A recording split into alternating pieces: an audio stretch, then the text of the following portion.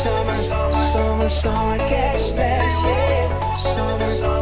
Summer Cash Splash. Summer Cash Splash com o DJ César em full swing. Agora nós estamos dando mais e mais prêmio, mais ganador na medida delante, faltando 3 ganadores só mais e a botar me porta de nada. Agora nós estamos junto com o Mener Jesus López, que também gana junto com nós. Mener Jesus, ¿cómo te sentís? Bueno, en el momento que recibí la llamada me sentí algo nervioso y no, o sea, que me parecía como que algo increíble. Primera vez en los años que tengo que me gano un premio. Y ahora que Aruba es mi casa, mi residencia de hace 7 años para acá, me siento muy contento. Cuando llegó la llamada, ahora recibí llamada, ¿va a querer estar? O sea, yo estaba como cenando y no lo podía creer. O sea, estaba como que, oh, ¿será que se confundieron, no? Pero cuando dieron mi nombre, yo dije, bueno, este soy yo.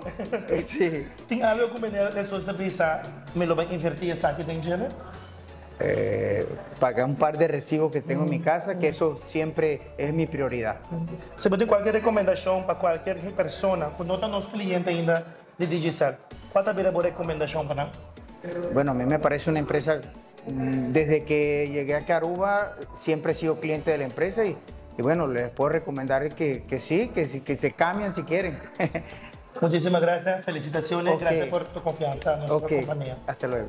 Bom, também para o único nós, falta 3 pessoas mais para ganhar. Bom número também para sair. Simplesmente, vou ter que top up, vou ativar um plano de 3 dias ou mais, switch, cambia para Digicel, assim eu também vou participar. Se você é um cliente postpaid, automaticamente você está participando. Suerte para todos eles. Aqui está o Summer Cash Splash com Digicel.